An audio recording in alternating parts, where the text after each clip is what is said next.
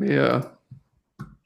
It's not live yet. We sure it's going live. You are live, so we are live. Thank you very much. Hello, everyone. Let's see if this actually works because I'm in fucking US and I don't have the iSpots. Yeah, and I don't see anything on YouTube yet. I see it. We're live. Yeah, We're good. We are live. Yeah, of course. Yeah, we're good. Don't worry. It just takes time. It takes time. There's always the delay. It's always delay. So thank you very much, everyone, for coming. We are here. It's been a while since we've done this. So thanks again.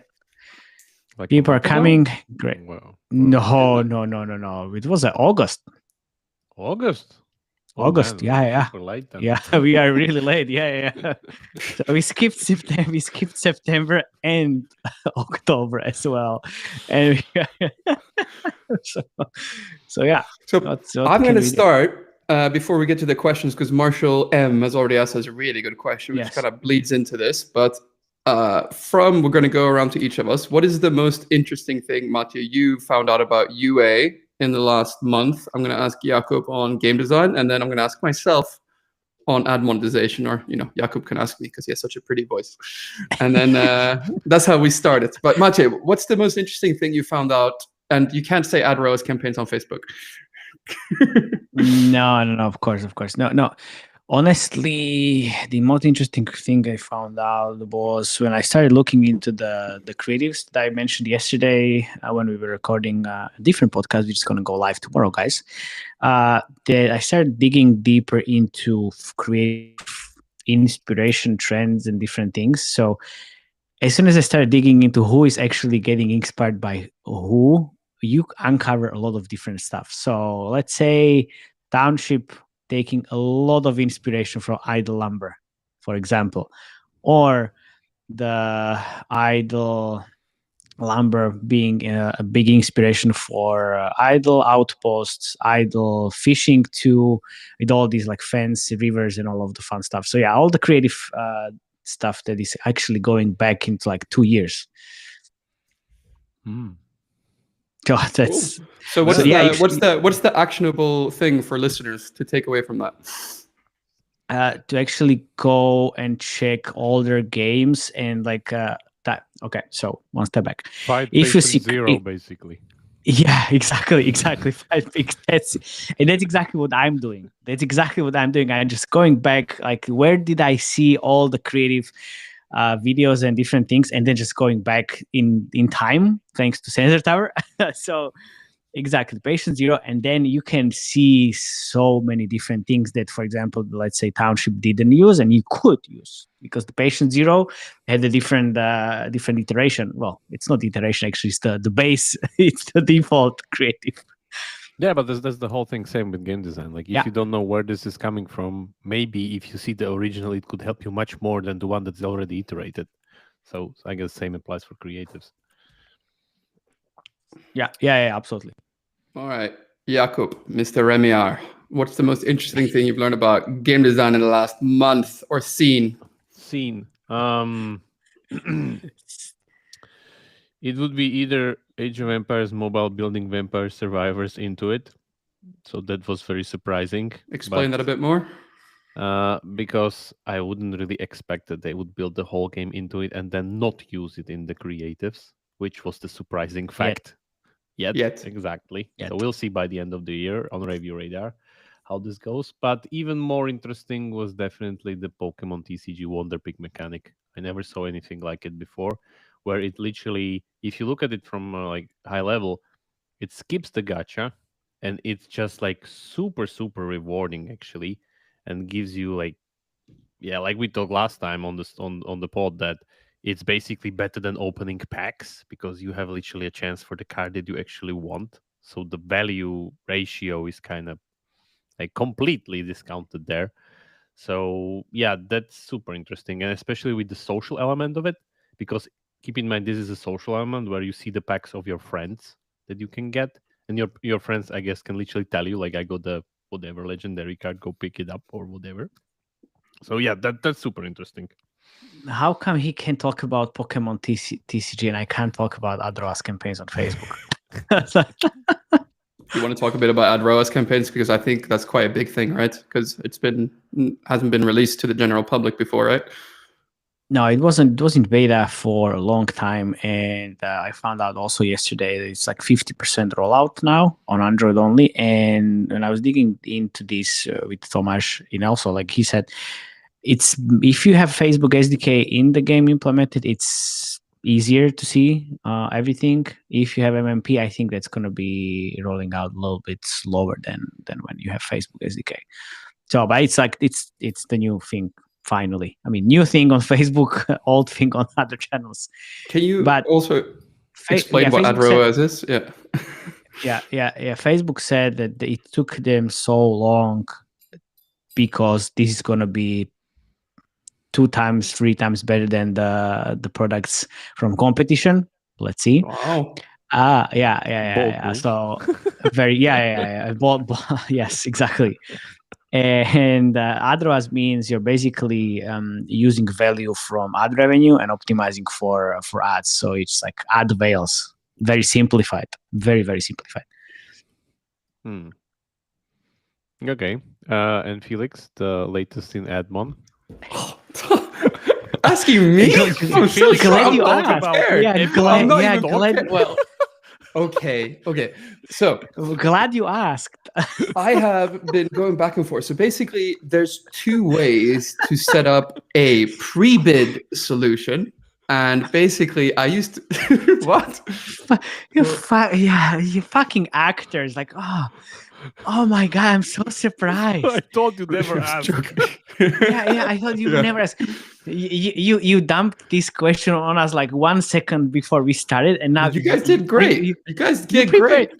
You prepared all of this in advance. It's like, go, man, go. No, I didn't. Okay. No, enjoy. Me? No. Okay. So, one of the best ways to increase banner revenue on AppLovin was always working with Amazon Publisher Services, right? And that I said, yeah, exactly. But basically the issue is that Amazon doesn't take new publishers, right? So they don't accept new inventory right now, which is bullshit because it's so good. So it gives everyone who has it such an advantage.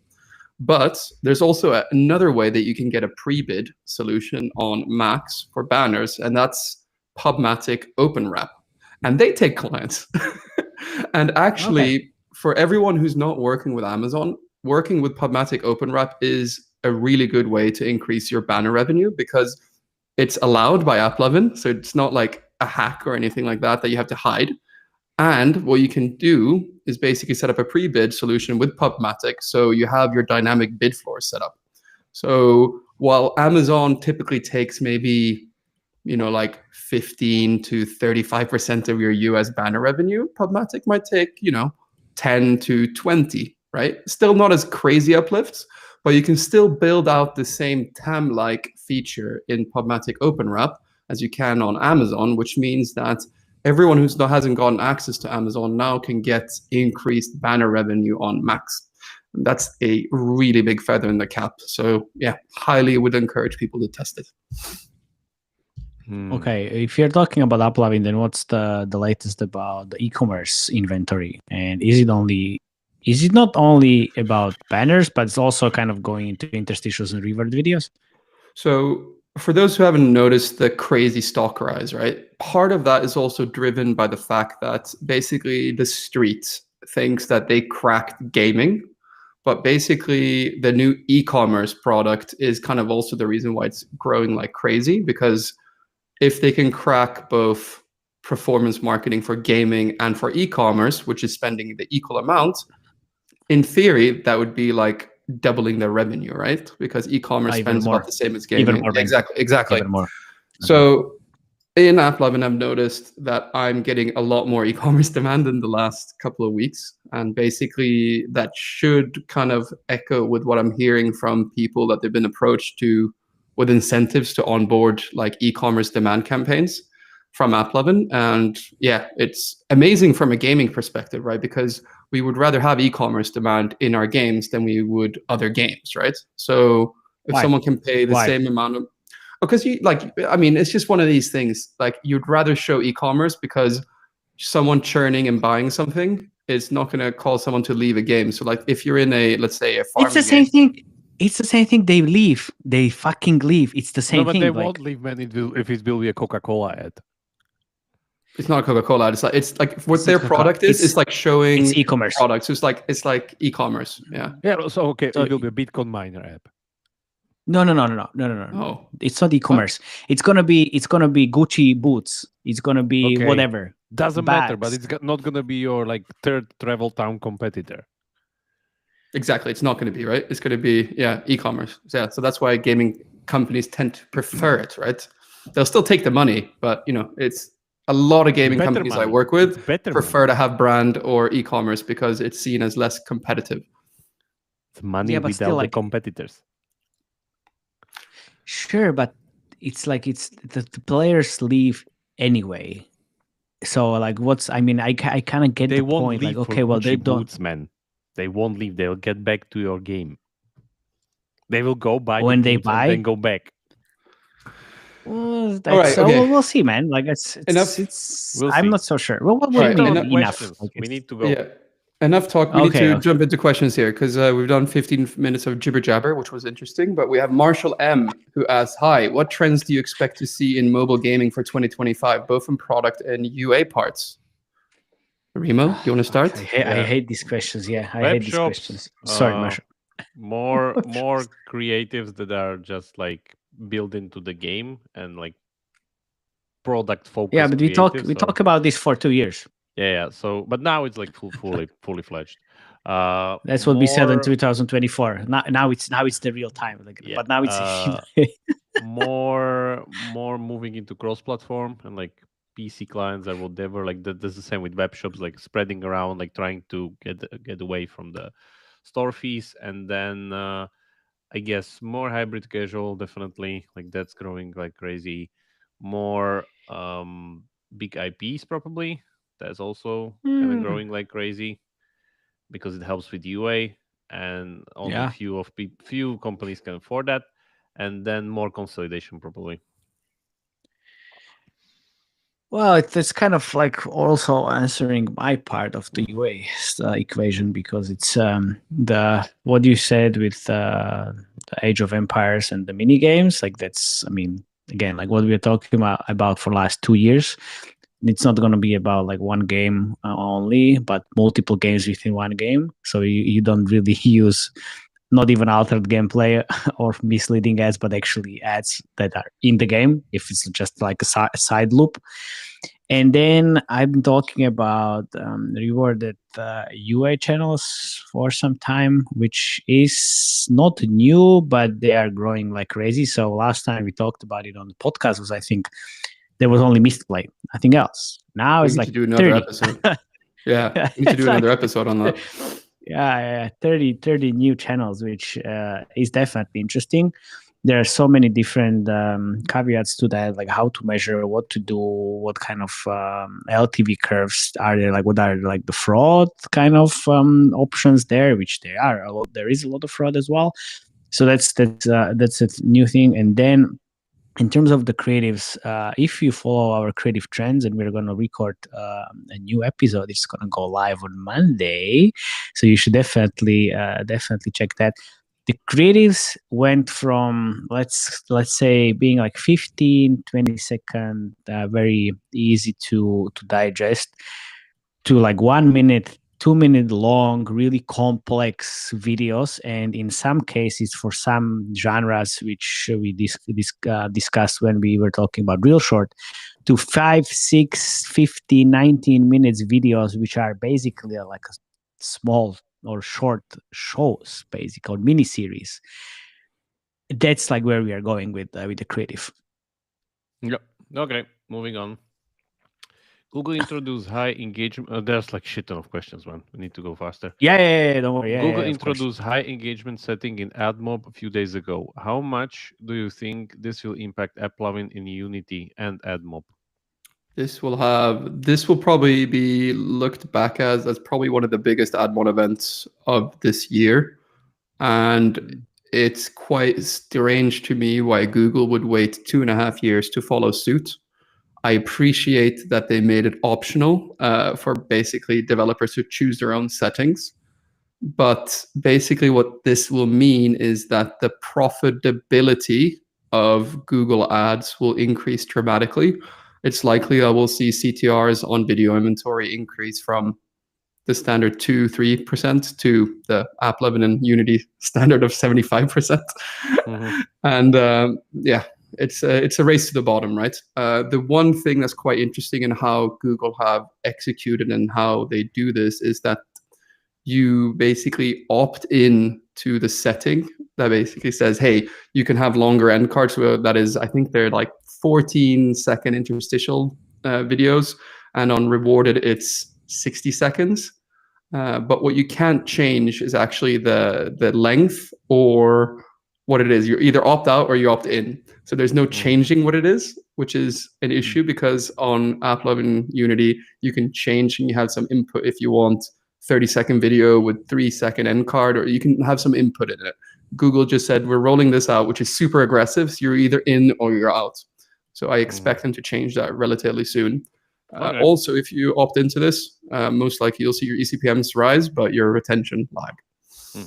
Okay, thanks for the question, Sagi. There's a question from Satya. Hey, you guys talk a lot about player segmentation. Is there any guide or proper way to do this? Felix again. Well, yeah. Wait. Player segmentation is also on your end, Mr. Jakub. Yeah, Jakub. Not only on Felix. Yeah, we should start by saying you should only really do segmentation if you have a little bit of IAP revenue, and that typically starts around 30%, I would say. Jakub, what would you say? Yeah? Are we talking just the player segmentation for the ads and interstitials? Yeah. Segmentation for you, I guess it's such a broad... I think in general, like player segmentation, like there isn't a guide, but I would say like you can segment based on game design or ads or UA, and we should actually put something together. Yeah, we should definitely put something together, because there's not like, I can't really tell like if there's a specific direction that I could like, okay, go read this. I don't think so. There's that yet. There is nothing. I guess we'll get to it, but yeah, just to be kind of very short here. As Felix said, if you have any IP revenue coming, make sure that you segment at least the best cutoff that you can get, which means you give the payers time to manifest themselves, not to kind of detract them by showing immediately the ads and interstitials. And you need to find the sweet spot, because otherwise you just don't want to kill your ad revenue by moving this at, I don't know, day 7 or day 8, which is too late already. So you find the sweet spot, which is usually something like, I don't know, maybe even like third session, maybe, I don't know. But it's like a matter of like A/B test, depends on your game, like how, like if you can, for instance, capture 50% of the pairs until day X, then segment on day X. That's it. Very simple. Yeah. We also have an episode that's coming out soon with Anatoly from Bernie Games, and he was quite honest how they do segmentation. So it's going to be explained there. Yeah. Make sure to watch that one. Okay. Hey, could you tell me more about app SDKtxt file? the TXT file managing, how to organize lines, check for errors and fix them. Is it worth it to talk with ad partners about those red and yellow lines? I don't know what this is talking about. This is for me. The best way to do so, AdApps.txt file is where you control the resellers. So as you know, networks don't have only their own demand. They also resell their plumbing or their SDK access to resellers. Typically, what they charge for this is 36%. If you don't have the lines in your AdApps.txt file, these partners can't access your demand. It's an anti-fraud solution. You should update this every 2 to 3 months, depending on your size. And this is the only way how I'd recommend to do it. This is a client or a former client. Just put this, and you have your AdApps.txt entries here. And then you have it set up like this. You can easily add or remove. You will get a lot of random people messaging you on LinkedIn and your email to add entries here. Whatever you do, don't ever do that, because mostly that is fraud.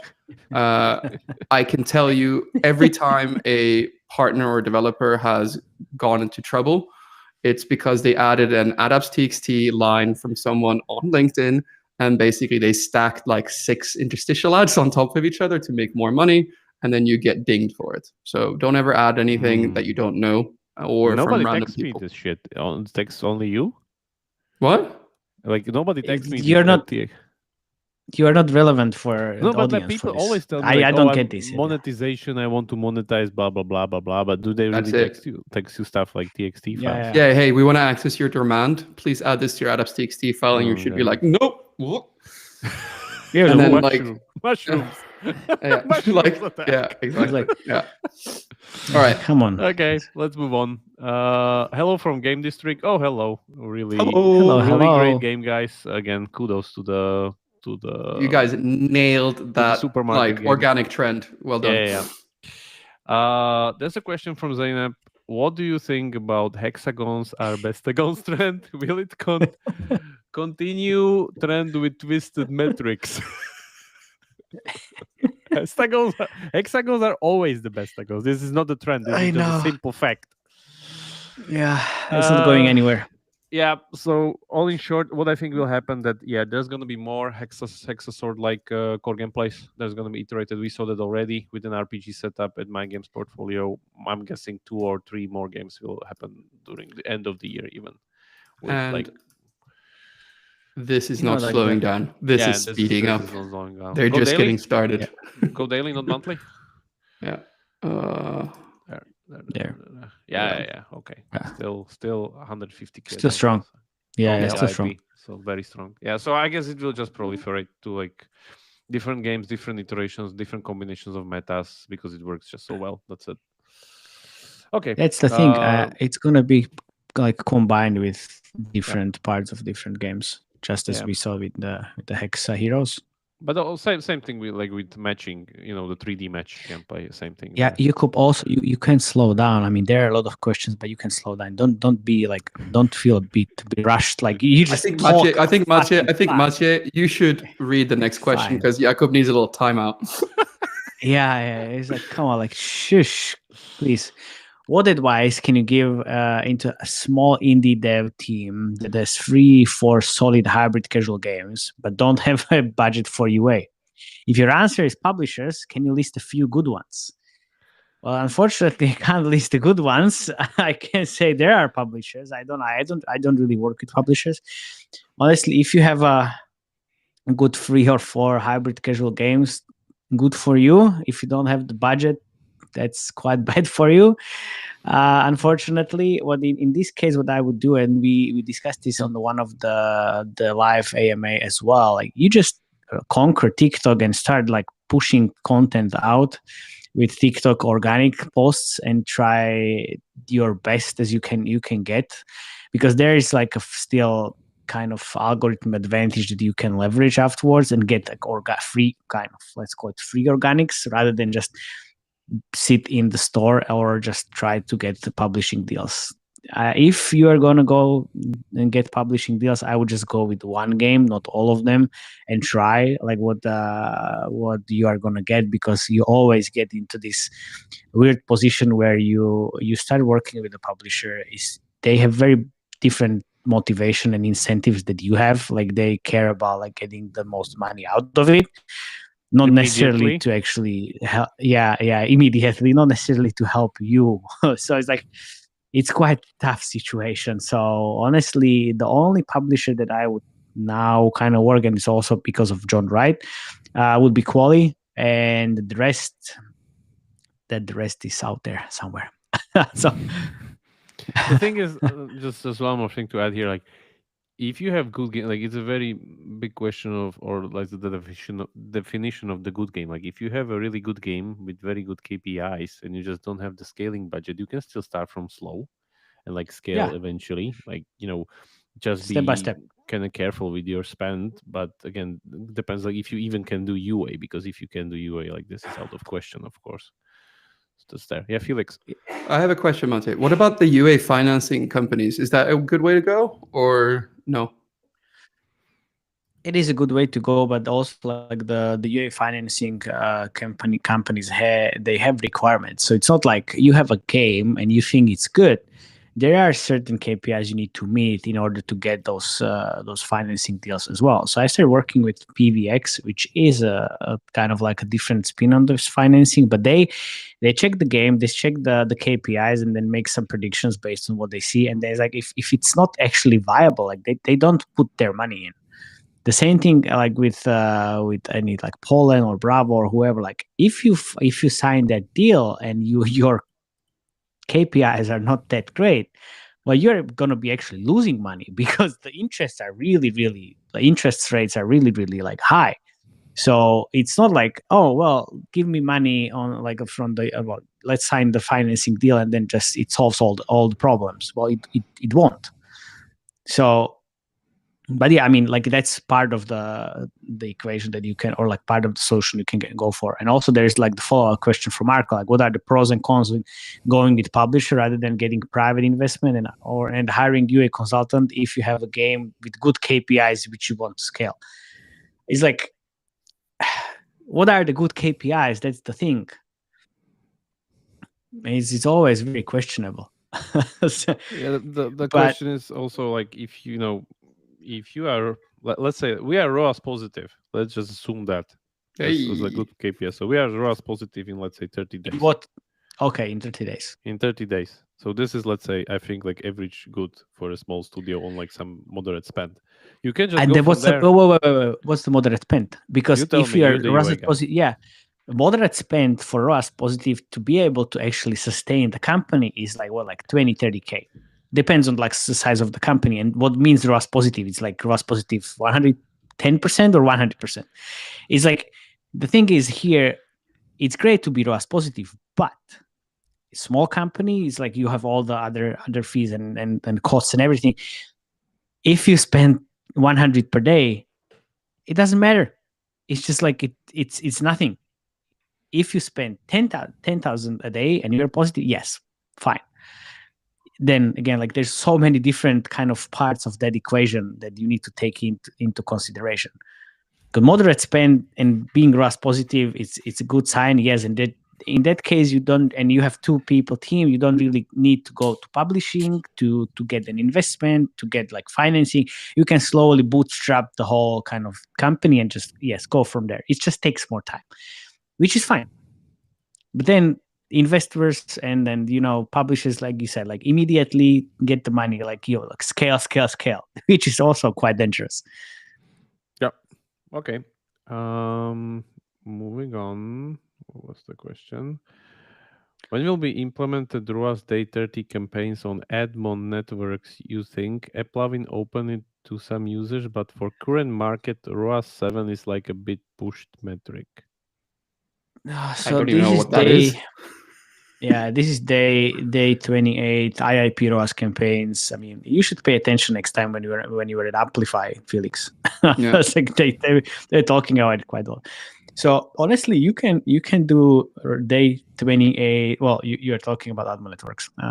Unity don't think that they're going to go to that direction or any other yet. They're not even close to what AppLovin is doing at the moment. Now, like you can do it on Google or Facebook is kind of thinking about the day 28 ROAS option as well. It's just the day 7. It's day 7 because day 0 or day 1 is too early. Day 7 is kind of in the middle, and it's honestly it's okay. Like I'm not sure like why you think it's a pushed metric. Why is that? Why is that the problem? The problem, in my opinion, is when UA managers have this as a target and they don't care. They don't care about anything else, but day 7, let's say 20%, because they are incentivized to hit this, and then everything else is irrelevant. But honestly, like overall, I have pretty good numbers for day 7 ROAS campaigns on AppLovin. On Google, I do 14 days. On Facebook, I do day 1 or day 7. So it's basically a combination of different things. Okay. Thank you so much for all the effort you put into creating these videos. I'm learning a lot from them. Do you have any tips on how could I regularly study and keep up with the market more effectively? Well, you just subscribe to the channel. That's like and subscribe. Okay. Yeah. Honestly, I think like joining the Slack would be good because the Slack is like 2,200 people plus, and not really even like just watching other people's conversations can give you a lot. And that's for instance like what I do a lot of time. I just like read other people's conversations because it keeps you up with the trends. Especially we have a separate admin channel, game design channel, user acquisition channel. There's lots of questions that a lot of times are basically the ones that you're asking for, and you can find them there. So that I guess is the closest one. But we are working on a library, right? Yeah, don't tease it yet. All right, don't tease it. Okay, we're not working on a library. Yet. Nope. Nope. Hi, I've noticed that Bassmania style games are being copied a lot lately, and even Rolik and Crazy Labs have released similar game. What are your thoughts on this? If I understand, similar game, Rolik is like the original. Yeah, of exactly. So what's Bass happening? Jam 3D, right? Yeah, what's happening here is that Rolik probably at some point, I think it was somewhere after the Twisted Tangle success, like they cracked this before, I think, or even before. What was before? I think Bassmania was Bass Jam was first. Bass Jam. Bass Jam was first. What happened basically was that Rolik at some point cracked this level-based kind of custom puzzle hybrid setup that they are now like scaling on 5 or 6 games at once. And my guess is that they are really the closest one to create something like a hobby pipeline out of it, because they know, and it's like those hidden things that you can't really see on like just looking through the game, because those are the like trigger events, like this kind of streamlined royal match meta and like all these other things, the difficulty curves and the stuff that's like, you won't see it. Like if you look at hobby game, you see it's hobby template because you see this progression layer, blah blah blah. But with the Rolik setup, you just don't see it because it's dynamically driven within the like meta structure. So my guess is that that's what happens. And if something works, people will hop on it, because keep in mind that hybrid casual trend is still kind of similar to hyper casual in a lot of ways. And one of those ways is that if it works, we take it and we try to iterate it as fast as possible. That's it. So we'll probably see more and more buzz games even now. I'm guessing. And now it's going to be the combination of it's going to be iterations, not copies. Yeah, exactly. Definitely. And there are already some of these like almost like a bus parking game, but yeah, that's like Bassmania. Do you see a future for crypto game like Ember Sword, where items are sold and traded between players in cryptocurrency?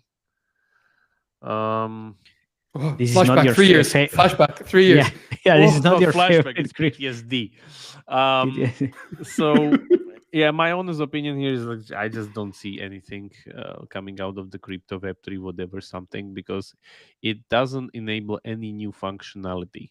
Like it needs to enable some kind of functionality to have the USP. Like some milestone games that did this were, let's say, Clash Royale, because Clash Royale when it came out in 2016 was like the only game that was able to do synchronous multiplayer PvP. That was the big USP. Pokemon Go did the same with this geolocation setup where you were running around and like growing on Google Maps and blah, blah, blah, stuff like that. It's a technology-enabled gameplay. Cryptocurrency doesn't do that. Cryptocurrency is basically even worse than like closed economy. Like, I don't know, World of Warcraft had auction house from the day it was, 2004 or whatever. So yeah, don't think so currently. The big last thing, the big thing that I'm waiting for, and you'll see tomorrow as we talk about this, is how Pokemon TCG Pocket will implement the trading mechanic within their game, because it's not there yet. So that could be a good cue how to approach this, but definitely I don't expect any kind of innovation coming from crypto yet. What about Crows, that game we covered in South Korea that was going to have some crypto elements, right? So you said that was the best chance. Did it not work? Not the best chance, the biggest game that we're proclaiming it, but I don't think so it worked. Or correct me if I'm wrong, but otherwise we would be reading about it probably. Well, if we ever do a coin drop, then buy that. I'm joking. We're not doing coin drops. Okay, next one. How come there is none of the tile blasting game in 3D view in the market? I created and tested a prototype with Voodoo, Cube Match Blast 3D, but could not find anything relevant. Great question. Well, tile blasting game. It's, in 3D view. What's the new game that the Spike is scaling? The Blitzbusters? Doesn't that look kind of same? It's Match 3D. That's Match 3D game. Yeah. Okay. That's Match 3D game. Okay, so Match 3D game. Okay. I mean, maybe there is a 3D would be something like Zen Match in 3D, if I get it right. Well, even Tile Blasters or triple tile. It's triple tile or whatever. Like it's just like, I mean, the thing is that 3D isn't really the answer most of the times. Like if it doesn't add any as again like gameplay functionality or some kind of element that only 3D can do instead of 2D. Like to be honest, in my opinion, 2D is even easier to produce. Or like asset wise, you can just go and grab something out of Unity store or whatever, like just faster. So I don't know. Maybe if I didn't answer your question, feel free to write another one because I'm kind of lost here a little bit. Yeah, this is a good one. Best MMP to implement as a new gaming studio. Ooh. I don't think there is a best MMP. It's just come on, new gaming. Oh, come on! Like I mean, honestly, like we are not paid by any of these, so I can say okay. Let's start with what MMP means. Let's be clear here. Mobile measurement partner, so attribution and what solution. It does? It enables you to attribute or like identify different players from different UA channels and sources. So for a new gaming studio, I think if you go for the free, which are the major kind of players in the space, which is Singular, Adjust, or Upslayer, you will do fine. Then, if you are looking at different pricing structures, then you might see Singular as the best option. If you want anything else, you can go with Adjust or Upslayer. Honestly, I usually ask a question like, what is easier for your dev team to implement, and then just go with that, because for me it's just the same thing in just different colors. Now we have the new Airbridge guys from South Korea coming, but they don't have like all the UA channels as partners, so it's kind of hard. Tenjin is also kind of limited. There is Byte Brew, which kind of wants to be MMP, but it's not yet. So I don't think that there's like a best option. What should you look out for that you need? Like, what are some features that you actually say would be necessary? Otherwise, you'd screw it up or be on the back foot. Pricing. It's pricing also because like Upslayer charges you for basically everything, even for your liver, and then everything. It's just like they just you want to get spent, and then you need to pay for it, which is kind of free in other MMPs. But again, it's just up for your like preferences. Like from the UA perspective, it's all the same. It's basically all the same. Does it matter if you have different scale, like if you're big scale no, or low I mean, scale? Depends on the pricing again. That's the only thing. Singular has different pricing for budget of spend, not necessarily for each install, which can be like few cents per install. But yeah, you can go and just check the pricing for Singular for different options. But yeah, It's a good and bad question at the same time. Okay, moving on. Based on your experience, what paybacks are usually targeted for hybrid casual titles, and with what profit target? You, Mr. YouTube watcher, if you add your name and picture would be nice, because what paybacks are usually targeted? Anything between 30 to 90 days. What profit? The maximum profit possible. Would you say running hybrid casual games campaigns over 90 days it's not the best practice? I would say you need to look at the 90 day to 120 retention. Okay. If you obviously if you have any.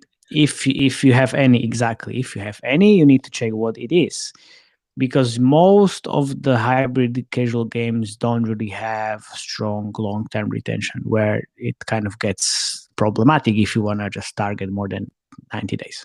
Of course. All right. Let me read the next one because I haven't read one. Matej, what shampoo do you use?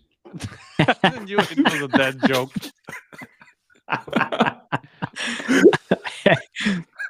Head and Shoulders. All right, we have Philip Gale asking, I have a mobile game which needs to present new features to the player. How fast should I present new features? And is there a curve in the industry people follow to optimize retention? Remo? Yeah, I'm thinking about it. I guess you can say from admon perspective that as soon as you add ads, that's retention starts going down. Yeah. So, okay, well, let's start from the usual. Features should be presented in a way that the user can first understand them, so you don't overstep the player attention budget. Player attention budget works on the premise that if you see something new, you first need to learn it, master it, kind of touch it and whatever. And if your budget is full and then you stack a new feature during the time, the user gets overwhelmed, pissed, churns, goodbye, uninstall. So there always needs to be some kind of a, let's say, relief period, or like period where you're not even putting the difficulty into the game, or you're not even like demanding performance of the player. You're just showing him new stuff. And usually it goes in this kind of a 3-level setup where you show new stuff, you get the player to kind of like learn it, then you get the player to use it, and then finally the player get to actually test it and some kind like win it with it. And then's the magical time when again he gets bored again because his attention budget goes low, as he already mastered it. So like no need to master it like this shit. So what happens? You put in a new toy. Here, go play with this other thing. And the cycle rinse and repeats, basically. And this is how it should be. The best case scenario for this is something like, I don't know, Survivor IO, Unfolding, or even Capybara Go, and like all these other hybrid casual games literally nailed it here, because they are starting from very, very small, easy to understand, approachable core, still hyper casual, and they unfold very, very slowly. If you compare it to something like, I don't know, old years 4Xs, where there would be like just clicking simulator, like that's definitely how you should not go. So yeah, start by that. And yeah, the difference is, I don't know, 3 to 5 minutes between like new session. Keep in mind that there's also the other thing that you don't want to end up with, and this is like I've seen it all moment. When people hit this I've seen it all, which means they've seen your whole feature set and there's nothing else to kind of be added later, it's a problem, because then people leave. That's just like the nature of things. Okay. Nice. Yes. Anything else was the next yes No. Hi, how do you recommend testing retention and other KPIs yourself first and then going to a publisher, or is it better to find publisher right away? I'm always more inclined to test first on your end and then go to a publisher with some data. I mean, they will anyway say, oh, you know what, like we will do our test as well. But at least you, sorry, just Hi, Arsenal. Good to see you joining us. I got distracted by Arseny from sauna. Jesus Christ. I didn't see that coming. Anyway, yeah. So, but at least you have your own data, and then you can compare the notes with the publisher, because you all don't always see the full visibility from the publishing side of the testing and everything. Yeah. So now at least you would know. Publishers kind of don't trust your data because they think it's cherry picked. You're just making it up, blah blah blah, stuff like that. So in the end, it's best to have like your own and the publisher's data. Okay. What do you think about doing once a month review of some indie game design, admin, UA potential based on experience and market state? If you like the idea, maybe you can start with one of our games. Nice try.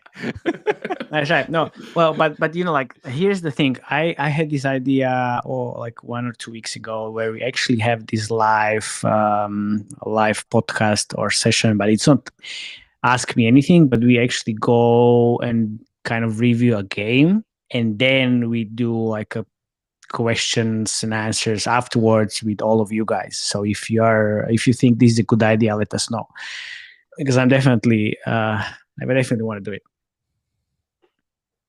Yep. Okay.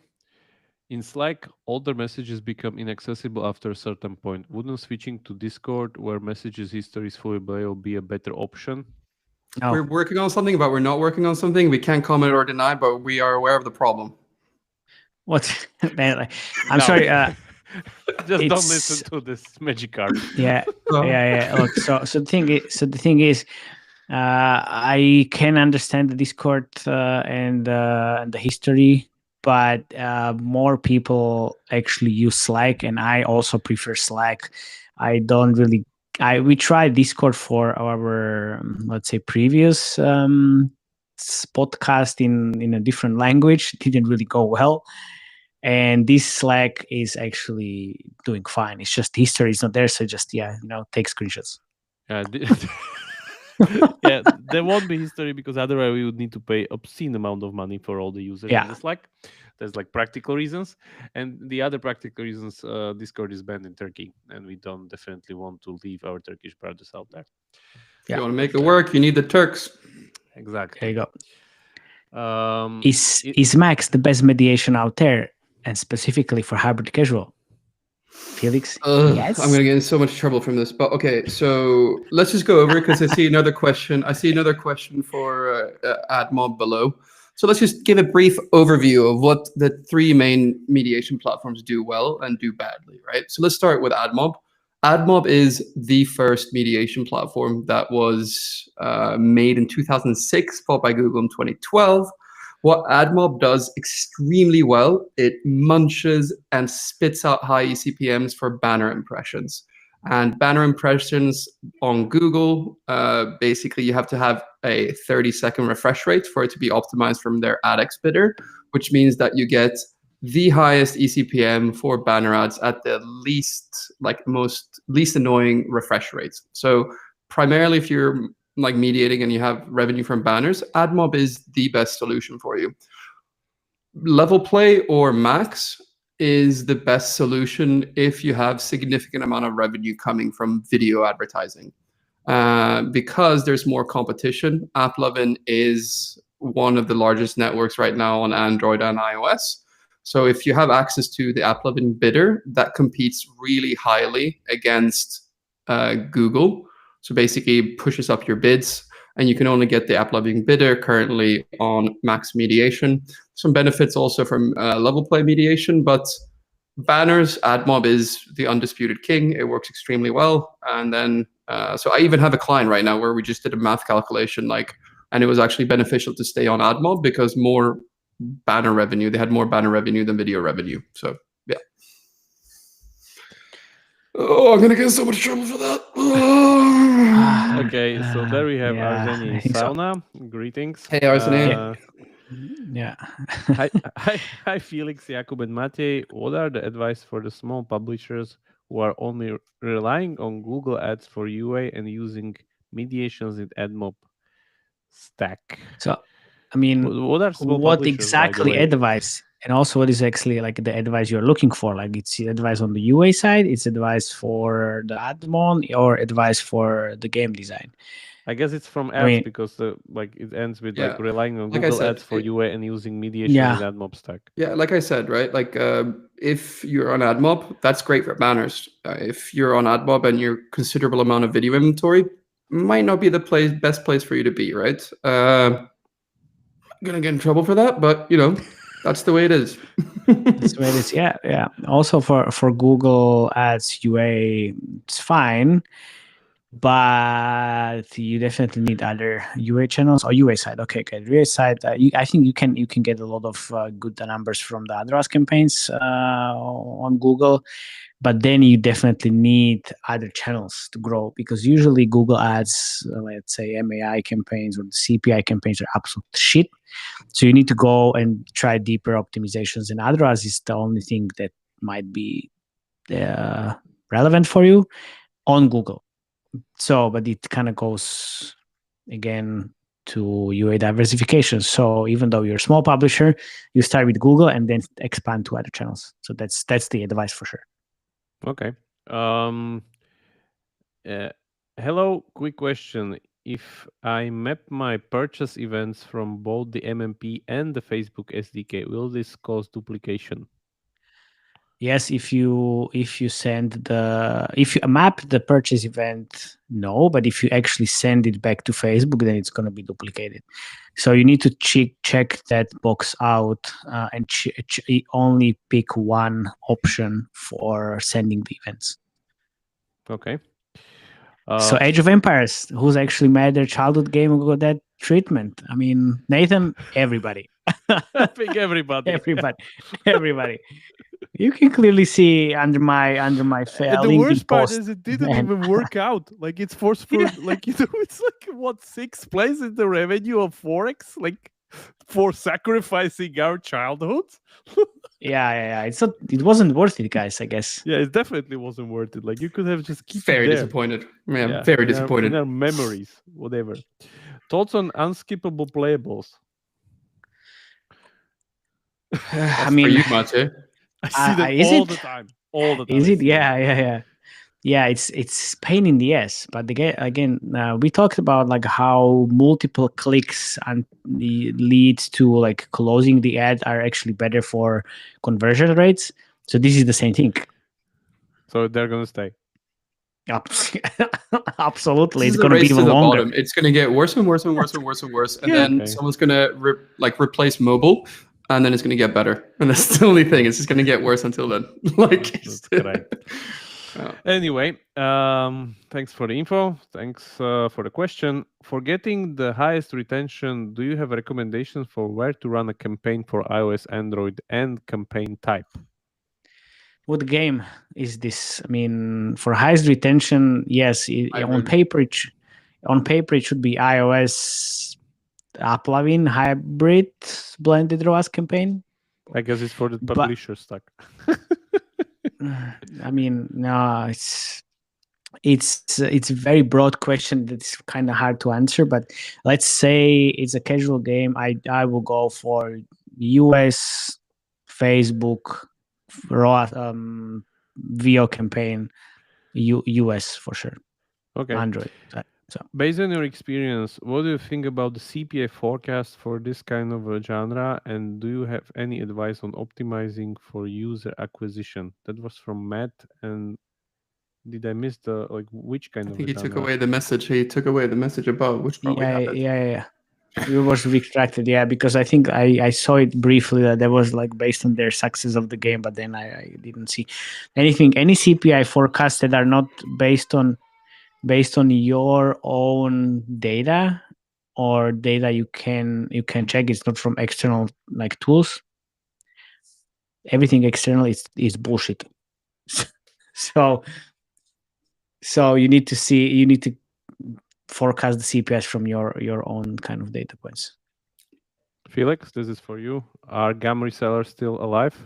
Yeah, so I covered quite a lot on this podcast. The beauty of GAM resellers was what's the best hack, which is basically another way where you can access AdX inventory in your mediation stack, and you can have AdX demand compete against other AdX demand from AdMob. Google also realized that this was not great for Google because they were paying more.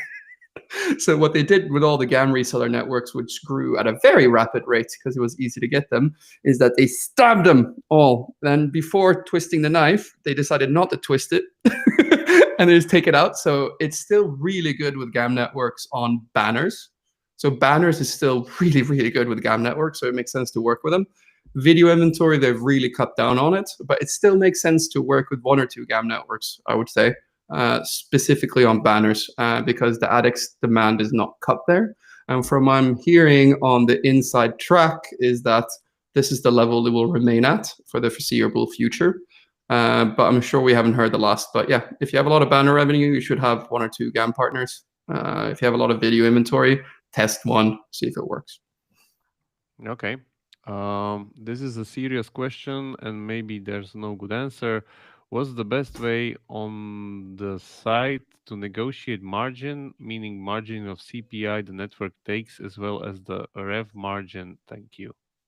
From admon side, be grumpy and never tell the truth. The mushroom method we've talked about is that your networks, you should feed them shit and keep them in the dark. The less they know, the more advantage you have as a publisher. Over to you, Matej.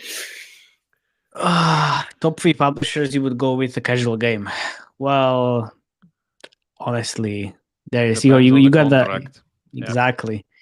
You got the answer from Vitaly right there. He says Up Quantum. The thing is like if you have a good game, publishers will actually compete against each other for you. So the recommendation is like to get the best talk deal. to everyone. Talk to everyone. Like it's like, getting a new car or whatever. You want to see what's on the market. What are the possibilities? Like don't just talk to one and then like, oh, maybe if we do this, blah blah blah. We need to start wrapping this up, guys. So maybe let's do a speed round. Let's do a speed round. Yeah, speed round. Have bid floors something that have proven to be sustainable and actually incremental in the long run, just something random? Yes, build up bid floors around Google Bidder. So you put bid floors around the Google Bidder for GAM networks. If you're on Macs, there's not that many networks still on bid floors. So the only thing you can really do there is build up bid floors around Google bidding, and that really helps. If you're on Level Play, they have more bidding networks, particularly AppLovin. So put those around Facebook, Google, and basically build it up really tight around there. Works really well. On AdMob mediation, there's still mostly placements, not on bidder. So yeah, it's still the normal setup there. So yes. Yeah. Okay. Frederick, what kind of retention numbers would you say are okay? I will answer into our direct message because we don't have enough time. I'm just making screenshots so we can actually answer all of these in our Slack channel. But then there's the Meg Reynolds. Do you consider similar to what you did with monetization, some basic US step-by-step guides for main channels, Facebook, Google, TikTok? Yes. Yes, it's just gonna take some time. But yeah, I'm definitely gonna do that. Okay, guys. I think let's just end here because we need to wrap things up, and I think we should just take this into our Slack channel where you are, and there's the link to join the Slack channel. And we are going to do this. Yeah, we're going to do this next month as well, most probably when I'm back from US, or we'll see. And Jakub has promised he's going to wear a Santa hat. Oh, okay. In that case, it's going to be whenever. You're wearing the Magikarp hat then. Yeah, of course. Yeah, I'm gonna do Pikachu. Yeah, Pikachu? Yeah. All right. Yeah, it's settled. Thank you very much, guys, for coming. Thank you. It was great, and see you in our Slack channel. That's fun as well. For all the not answered questions. Yep. Yes, it's gonna be there. Cheers. Thank you. Bye bye.